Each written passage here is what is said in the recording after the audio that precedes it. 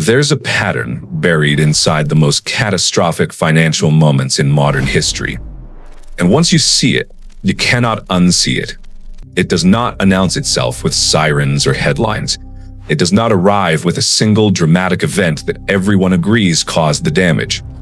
Instead, it builds quietly over years, sometimes decades, moving through institutions and policies and public psychology in ways that feel ordinary, right up until the moment they do not.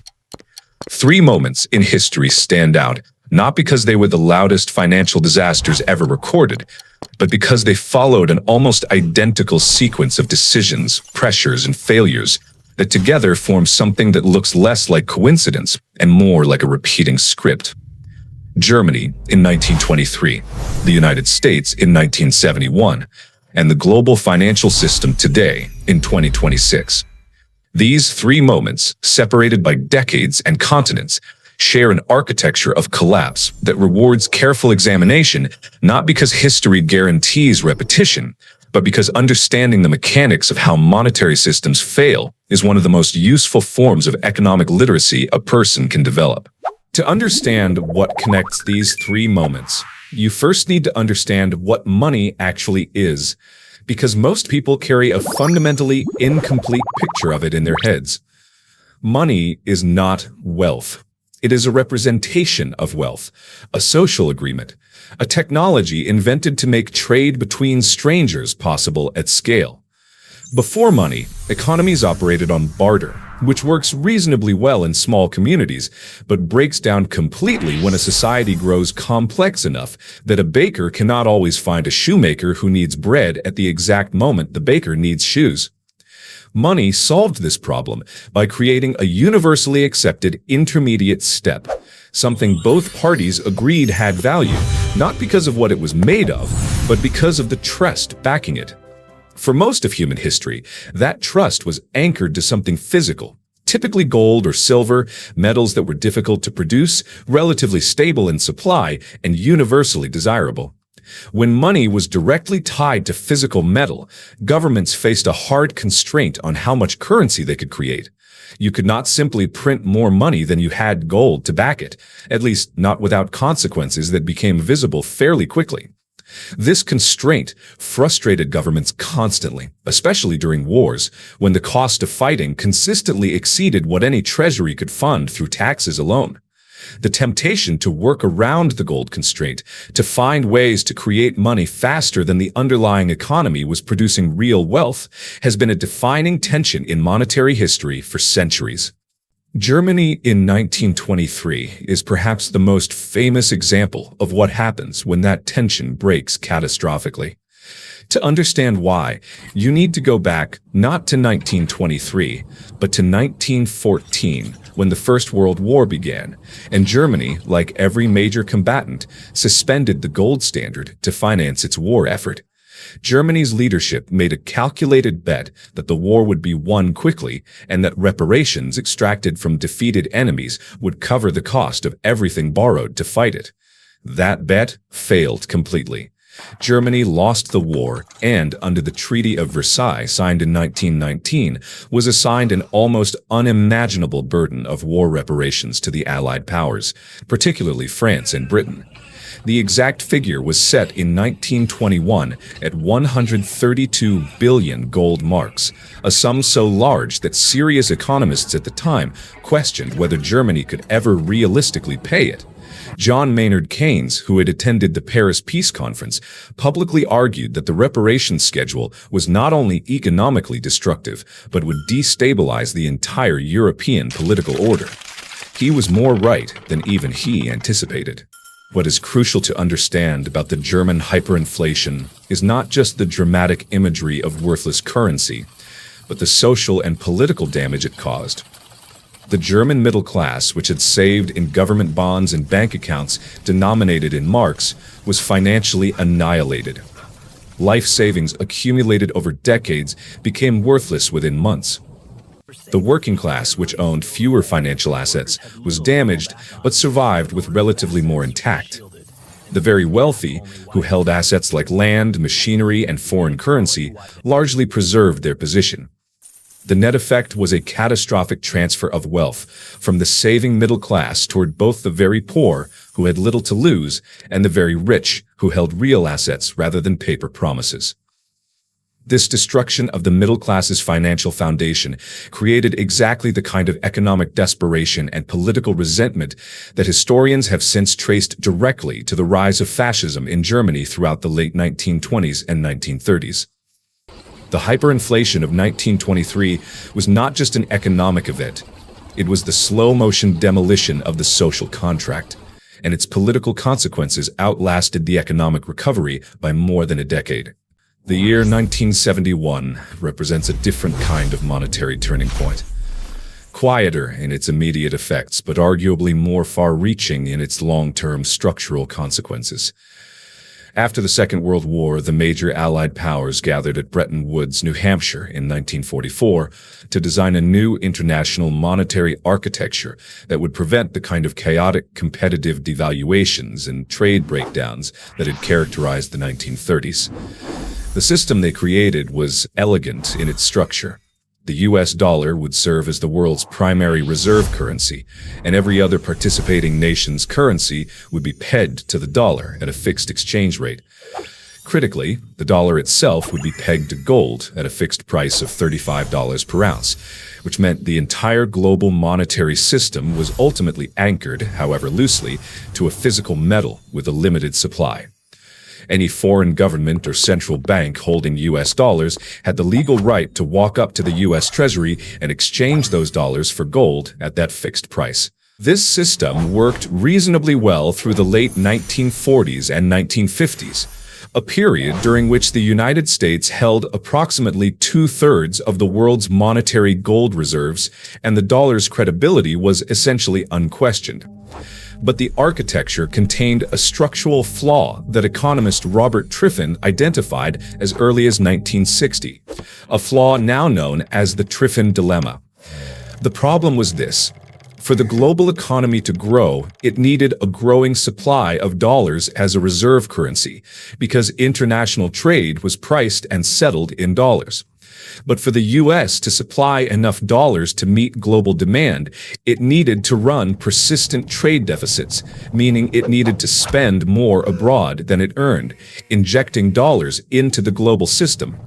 And running persistent deficits gradually eroded the ratio of U.S. gold reserves to outstanding dollar claims, which meant the theoretical guarantee that every dollar could be exchanged for gold at $35 per ounce became increasingly fictional over time.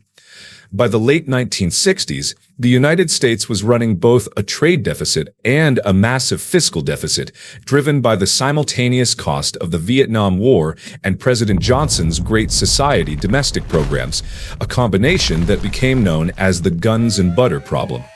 The gold window was being strained from both sides, and foreign governments, particularly France under Charles de Gaulle, began exercising their legal right to exchange dollar reserves for gold in quantities that were visibly drawing down U.S. reserves. President Nixon faced a choice between two deeply unpleasant options.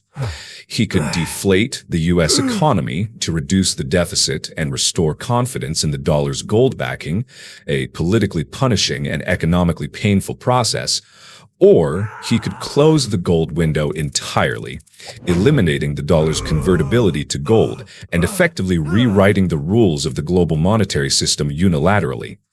On August 15, 1971, speaking to the nation on a Sunday evening, Nixon chose the second option. He announced the suspension of dollar convertibility to gold, imposed a 10% import surcharge, and framed the entire action as a defense of the American economy against international speculators.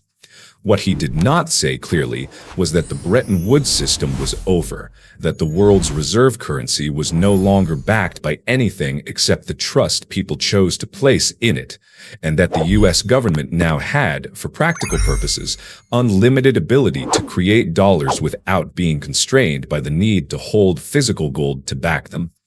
This moment, often called the Nixon shock, transformed the global monetary system from one with a physical anchor into one based entirely on what economists call fiat, from the Latin meaning "let it be done," currency whose value exists by government decree and collective agreement, rather than by any backing in a physical commodity.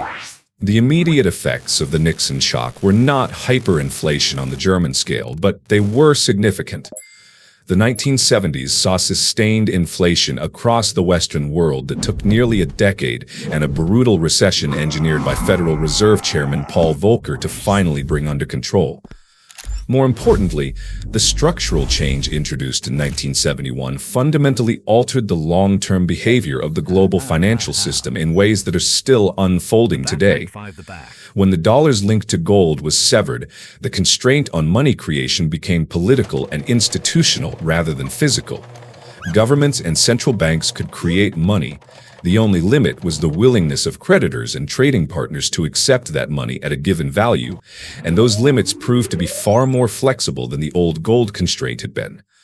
Global debt began a long ascent that has not meaningfully reversed in more than 50 years. Asset prices, particularly for real estate and financial instruments, began rising faster than wages in a structural divergence that has compressed the economic position of working and middle-class households across the developed world with remarkable consistency. Understanding these two historical moments creates a framework for examining the present. In 2026, the global financial system carries a weight of debt and structural imbalance that has no historical precedent in peacetime. The United States alone carries federal debt exceeding $36 trillion, a figure that represents over 120% of annual GDP, a level that economists historically associated with serious fiscal distress when it appeared in countries far less central to the global financial system. Global debt across governments, corporations, and households has reached figures in the $300 trillion range, according to estimates from the Institute of International Finance, an amount so large relative to global economic output that the mathematical question of how it can ever be conventionally repaid does not have a clean answer. Interest rates, after a decade near zero following the 2008 financial crisis, have moved higher, meaning governments and institutions that borrowed cheaply are now rolling over that debt at significantly higher costs, a process that constrains public spending and corporate investment in ways that are already visible in economic data. The parallels to the earlier collapse sequences are not identical, and it would be intellectually dishonest to suggest they are. Germany in 1923 was a defeated nation saddled with external obligations it had no capacity to pay, operating without a credible monetary institution and already in a fragile political state. The United States in 1971 was the world's dominant economic and military power, operating from a position of structural strength even as its monetary architecture was showing strain. The global system in 2026 is more complex than either of those situations, involving interlocking dependencies between dozens of major economies, sophisticated central bank coordination mechanisms, and financial instruments that did not exist in any prior era.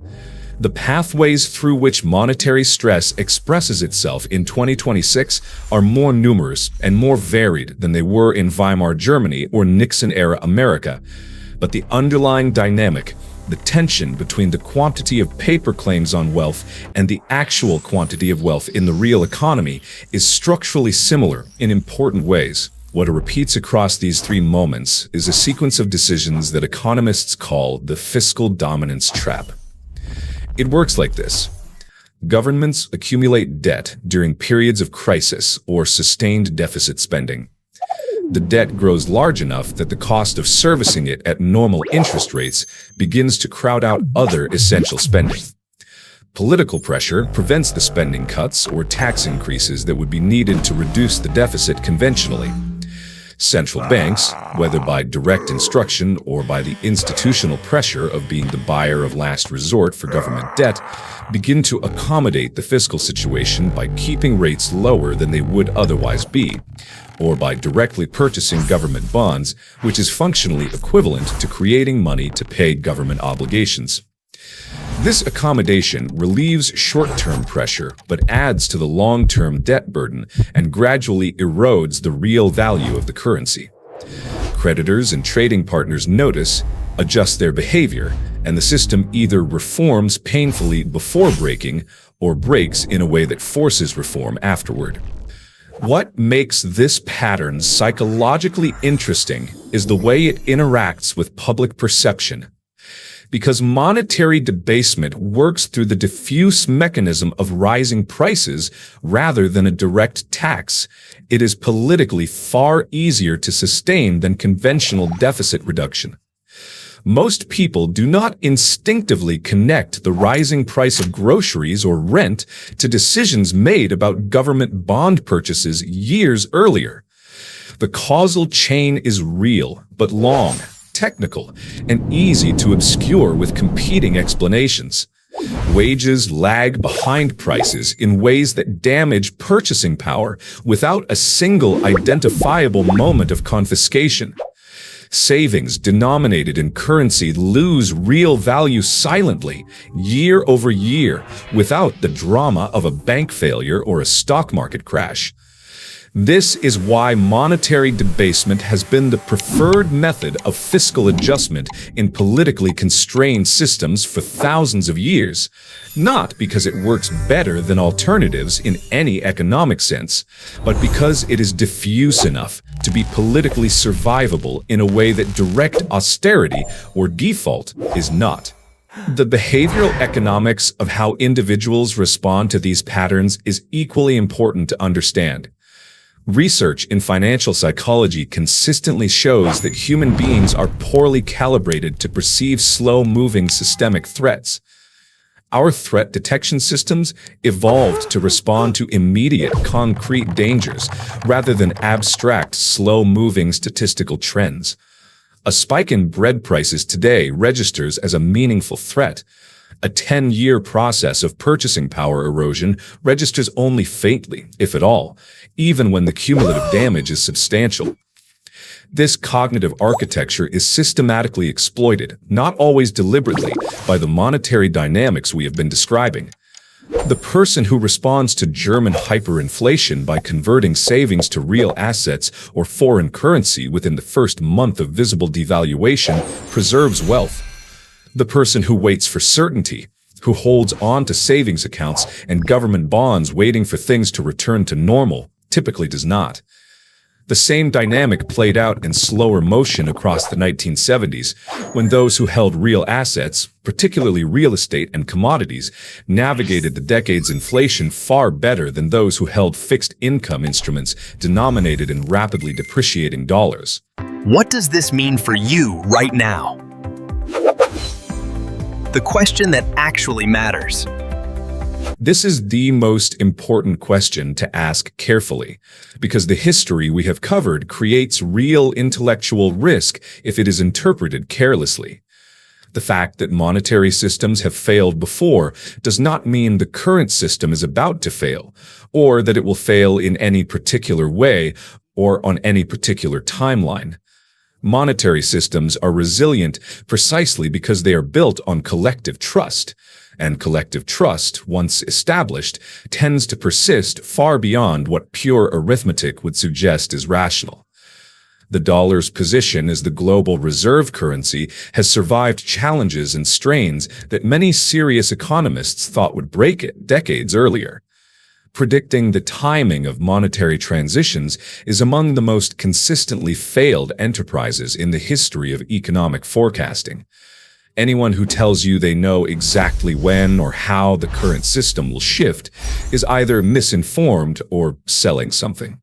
What history does offer, reliably and repeatedly, is a framework for thinking about the structure of monetary risk rather than its timing. The people who navigated the financial dislocations of the 1920s, the 1970s, and subsequent periods of monetary stress best were not the people who predicted exact dates or made leveraged bets on catastrophic outcomes. They were, in general, People who understood two things. First, that the real value of any asset is what it represents in terms of productive capacity, not what its paper denomination says. A share of a productive business, a piece of land that grows food, a skill set that produces goods or services people need. These hold their value through monetary transitions in ways that paper claims on currency do not. Second, that diversification across types of monetary claims, rather than deep concentration in any single currency, asset class, or institution, is the structural response to monetary uncertainty. Not because any particular hedge is guaranteed to work, but because concentration of exposure is the primary mechanism through which monetary transitions cause catastrophic individual financial outcomes. The deeper lesson that connects 1923, 1971, and 2026 is not a prediction. It is an observation about the architecture of monetary systems and the human decisions that sustain or undermine them. Every monetary system in history has eventually been replaced or reformed, not because reform was philosophically desired, but because the gap between paper claims and real productive capacity eventually grew large enough that the system required adjustment. Sometimes those adjustments were managed gradually and with relatively contained damage. Sometimes they were chaotic, politically destabilizing, and deeply harmful to the people least equipped to protect themselves. The variable that most consistently determined which outcome occurred was not the severity of the underlying imbalance, but the quality of institutional response. The willingness of political systems to acknowledge real constraints before those constraints imposed themselves, and the degree to which the population understood enough about monetary mechanics to navigate what was happening without being completely disoriented by it. Financial literacy in this context is not primarily about investment strategy. It is about understanding the system well enough to see it clearly, to recognize when the gap between representation and reality is widening, and to make decisions that are calibrated to that reality rather than to the comfortable fiction that paper promises always retain their value because they have always retained their value in your personal experience. Every generation of people who lived through a monetary transition without this understanding paid it tuition for that lack of understanding that their savings accounts could not afford. The workers of Weimar Germany who held their savings in mark-denominated accounts until the very end, the American savers of the 1970s who held long-duration bonds while inflation ate away their real returns, they were not foolish people. They were people who lacked a framework for understanding how monetary systems behave under stress, and that lack of framework cost them in ways that a clearer picture might have mitigated. The analysis of this kind is not to generate fear or to promote any particular financial product or strategy. It is to offer a clearer picture of how money actually works as a system, what its structural vulnerabilities have historically been, and what the historical record suggests about how to think carefully in periods of monetary uncertainty. The individuals who approached these transitions most effectively were not the loudest voices or the most confident predictors. They were the most careful students of history. The people who understood that monetary systems are human constructions, subject to the same pressures, incentives, and failures as every other human construction, and who oriented their thinking accordingly, not with panic, not with paralysis, but with the calm, analytical clarity that difficult questions about complex systems actually deserve. And that is the playbook. Not a prediction, not a warning, but a map, drawn from history, built from patterns that have repeated across generations and continents. The names change, the currencies change, the numbers get larger, but the architecture underneath stays remarkably consistent. Understanding that architecture is not about preparing for the worst. It is about thinking more clearly than the average person does about what money actually is, how systems actually behave, and what history actually teaches when you read it carefully. If this kind of analysis is useful to you, Blippi Invests exists to keep building that picture, one video at a time. No hype, No promises, no shortcuts.